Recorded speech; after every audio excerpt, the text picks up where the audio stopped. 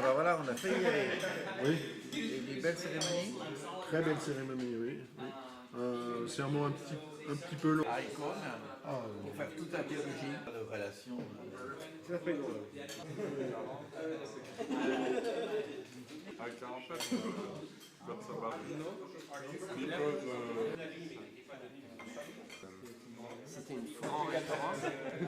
Je n'ai aucun mérite parce que je viens d'une famille tout à fait catholique qui a suivi la tradition depuis toujours. Moi j'ai été baigné dans la tradition depuis toujours.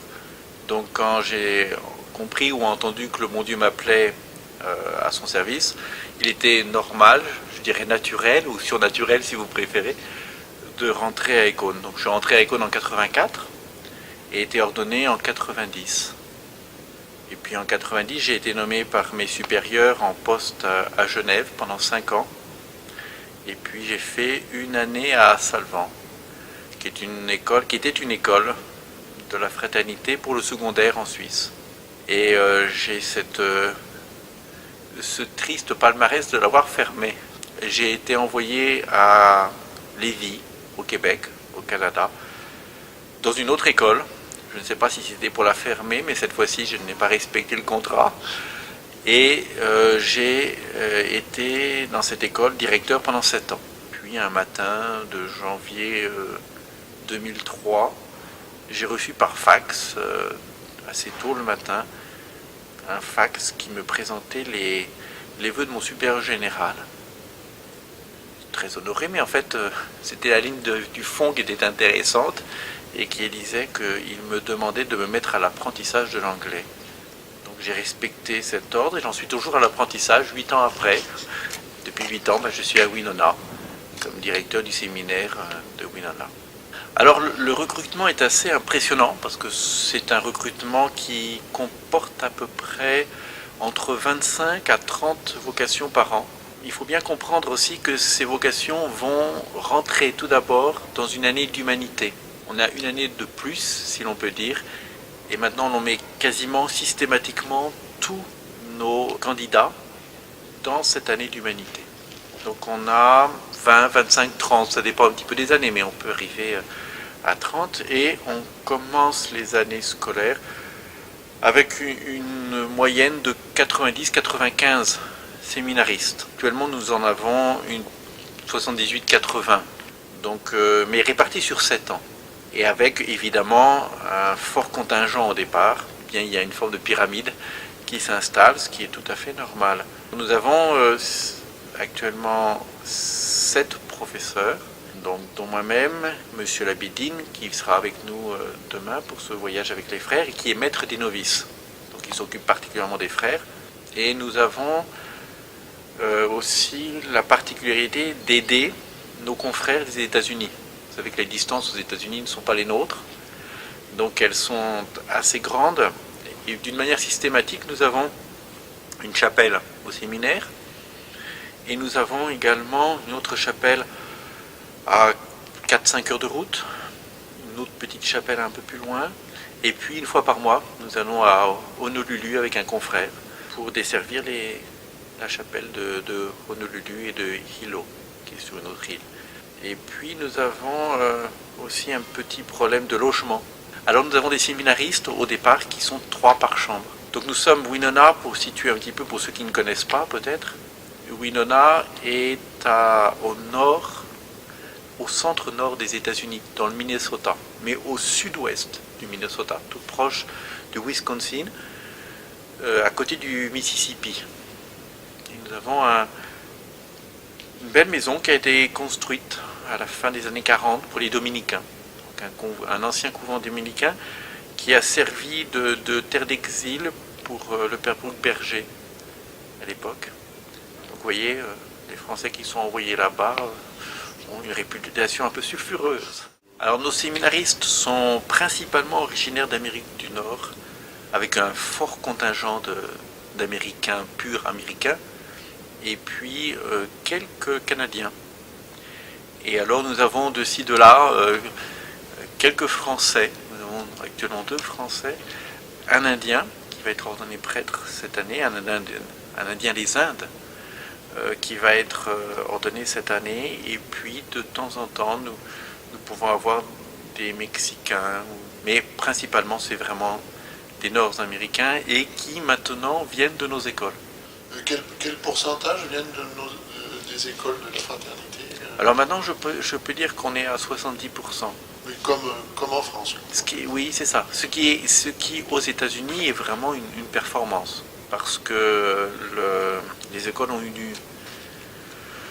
un petit peu de temps à bien démarrer, difficile. Là-bas, il y a beaucoup de ce qu'ils appellent le homeschooling. Donc il y a une méfiance un petit peu des écoles.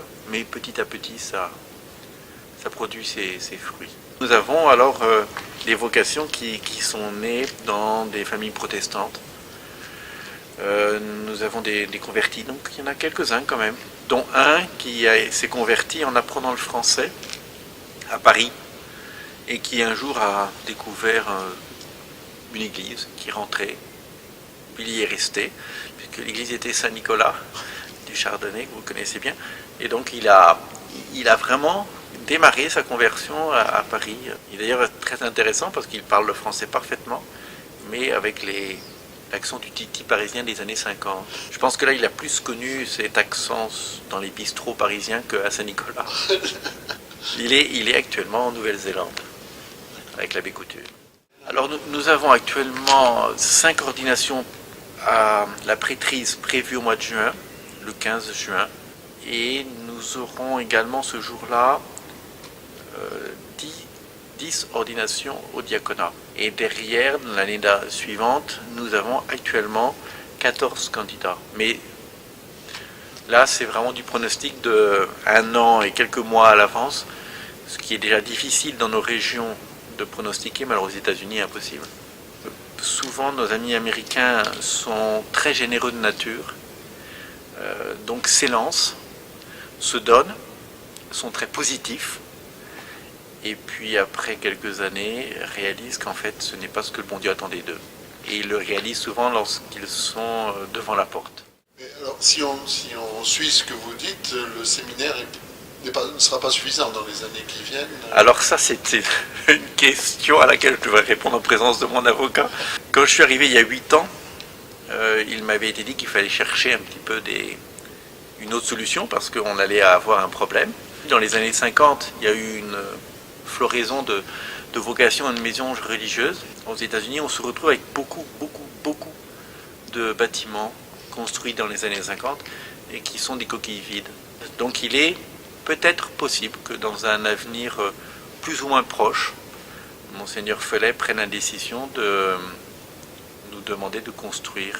Nous avons un terrain en Virginie. Ce terrain est splendide. On voit de là les montagnes bleues.